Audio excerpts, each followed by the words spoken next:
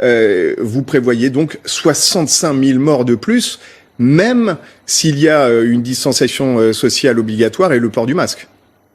C'est absolument. Beaucoup de questions se bousculent dans votre tête et personne pour y répondre. Oui, ça c'est sûr que ma prédiction n'était pas bonne, puisque c'est absolument pas la situation dans laquelle on est aujourd'hui. Attendez quelques semaines, vous allez les voir. Non, ça fait 3 mois. Non, on peut pas s'en réjouir. Ça fait 3 mois, ça fait 4 fois, 5 fois que vous vous trompez sur les pronostics qui sont donnés. Le niveau épidémique dans le pays, il va redevenir contrôlé. Personne ne s'imagine qu'on ne va pas réussir, avant les vacances de la Toussaint même, à contrôler cette reprise épidémique. Et là, on va tous se confiner 3 semaines, alors qu'on est dans une situation contrôlée. Non mais c'est n'importe quoi, voilà. C'est juste n'importe quoi.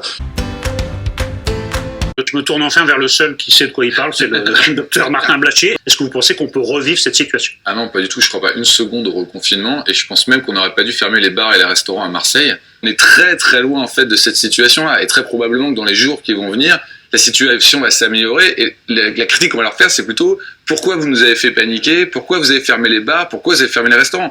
Donc en fait, pour moi, cette émission, est-ce qu'on va se reconfiner, elle est presque, c'est de la science-fiction, quoi. Donc si demain Emmanuel Macron annonce un couvre-feu, etc., ça sert à rien. Je tomberais de ma chaise, honnêtement. Ah, si tu pouvais fermer ta gueule. On a une espèce d'explosion du nombre de cas. Donc on se pose beaucoup de questions sur ces chiffres. Donc on se demande s'il n'y a pas un problème avec ces données, on a du mal à les expliquer. Vous êtes en train de me dire que ce serait surévalué, docteur Blachier ?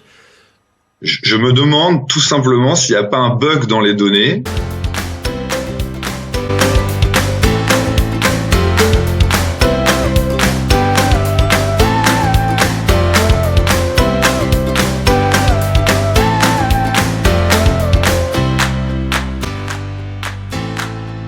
Je pense que le confinement va marcher. Alors, ce qui est très bonne nouvelle, c'est que le couvre-feu marche. Je ne me rends pas compte à quel point c'est une bonne nouvelle, parce que ça veut dire qu'on va pouvoir sortir de ce confinement. Moi, je pense qu'il faut quand même rester dans l'idée que ce confinement doit être le plus court possible. Et je pense que dire « soyez gentils, pensez aux autres » ou alors dire « les jeunes peuvent être très gravement atteints » et montrer des jeunes en réanimation, je pense que ça marche pas. Je pense qu'il faut une sanction qui soit lourde, dissuasive, et on ne sait pas faire de la dissuasion en France. Donc je pense que là, il faut être dissuasif comme les anglo-saxons. Et 10 000 €, ça me paraît une somme qui est ridicule par rapport au coût de ce qu'on vit en ce moment avec ce confinement. Je me dis, mais finalement, ce qui m'inquiète, c'est de voir Olivier Véran, et j'ai l'impression que maintenant, il est devenu le ministre des services de réanimation. Et je veux dire, il est ministre de la Santé. Non, mais c'est vrai, la santé, c'est quelque chose de global. C'est quelque chose de global. Et il se rend pas compte le mal que ça fait, ce confinement. Et on a l'impression que quand il parle, il ne se rend pas compte. Il dit, je fais pas de pronostic. C'est pas qu'il dit que je fais pas de pronostic. J'ai pas de pronostic, c'est-à-dire, j'ai pas de stratégie. Oh oui, je dois dire, c'est un peu l'hôpital qui se moque de la charité. Je me tourne enfin vers le seul qui sait de quoi il parle, c'est le docteur Martin Blachier.